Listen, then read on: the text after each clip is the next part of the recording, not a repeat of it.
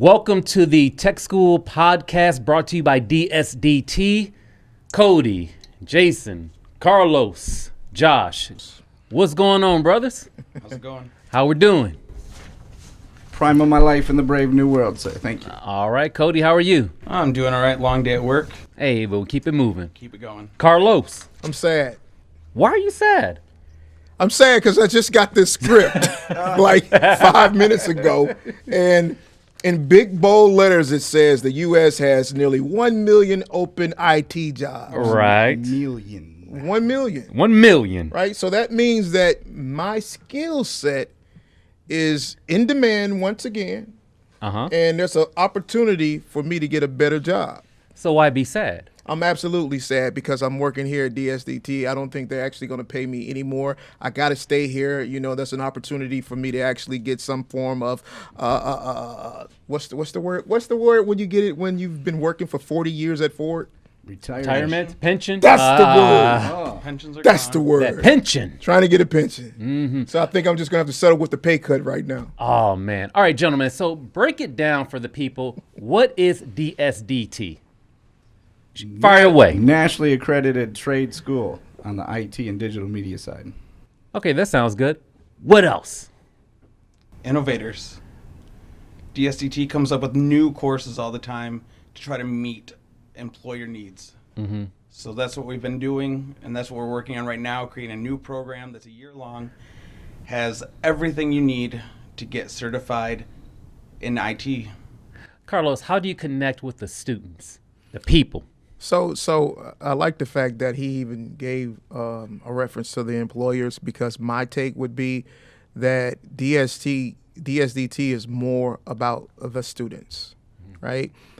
Initially, our founder, Jamie Harris, her thought was that she wanted to bring technology training to the city of Detroit for those who did not have access to those employment opportunities in the tech industry as they were coming into the city. Right, so it didn't necessarily start off as a pipeline, if you will, for employers to be able to gravitate or utilize the talent here. It was more so for the individuals who simply did not have it. So that, in a nutshell, is what DSDT has been.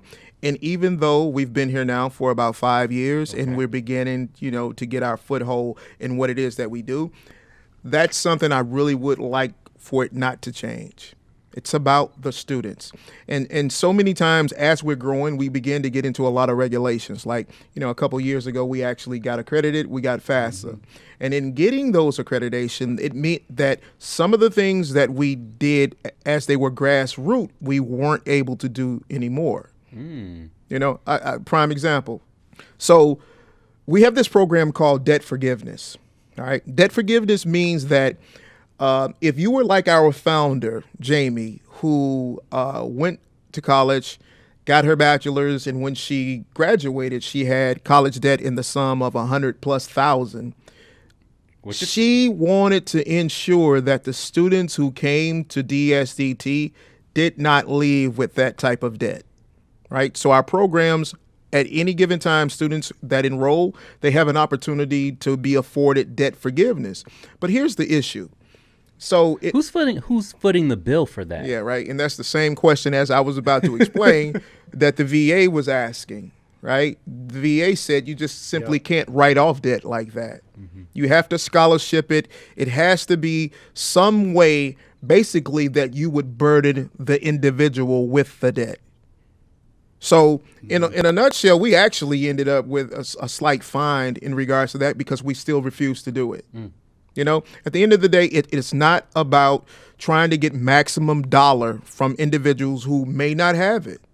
Now they don't have it, and they may not want to take the loans, and they may not, want to jump through a lot of the hoops, but they still need the training. They still need access to the opportunities. And in the beginning, that is exactly what we were about. And to this day, I would hope that we would remain to be about that. So give me an idea of how your student body looks. Is it professionals with college degrees already and they need additional training, or is it that 17, 18-year-old who realizes college may not be for them? They're trying to find themselves.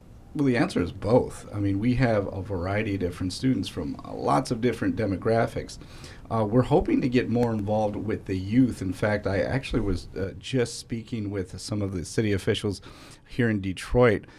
They have some grant money available, and they really want to get the youth activated into this training platform. So 18 to 24, we have our eyes on. Now, the most of the demographic is going to be your 24 to 35-year-olds, people who may have kind of went that college route, didn't maybe graduate, or kind of took a wrong route in maybe the career, or what's actually being called as dislocated workers, right?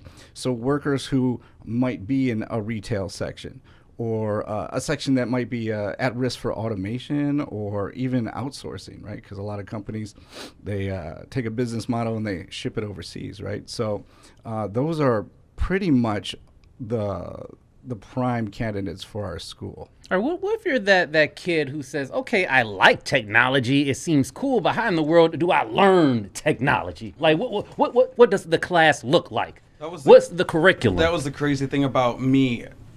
I was a veteran, spent 10 years in the military. I got medically retired because of my knees, and I was working in a job that was not good on the knees. So I decided, what's the job that I could get that I could go to school quickly for and try to get a career in. So I started looking at the hiring process and who was hiring, and almost everything was IT job. So I moved 2 hours south down here to Detroit to go to school in 2018, and I never left. But the curriculum is a fast-paced environment where you are learning everything you can about technology.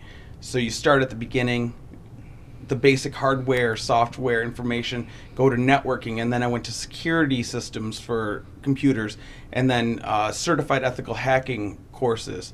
So in about 8 months, I went through all of these courses and had much more of an understanding, and now I'm teaching here. It's teaching drones. Drones, 3D printing, but all of the IT courses as Yep. well.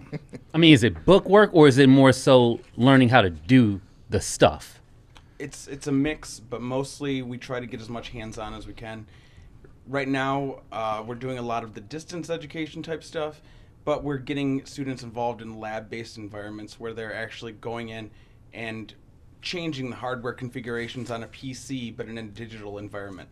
So, and we've invested a lot in the last, 6 months in signing up for a Canvas. It's a program that all the big universities use, and it integrates with other lab environments like practice labs or U-Certify, and we're able to get students in that environment and to learn the skills they need to succeed and get their certifications. Okay, now that all sounds very interesting, but Karlos, what do you say to that 18, 19-year-old who may feel a little intimidated when they walk into a situation like that initially? You know, some people get nervous when they're unfamiliar. Mm-hmm. What I would say to you is, you can do it, right? I mean, it just honestly, right? I was speaking to she would be my second cousin, a couple days ago. She's 15 years old.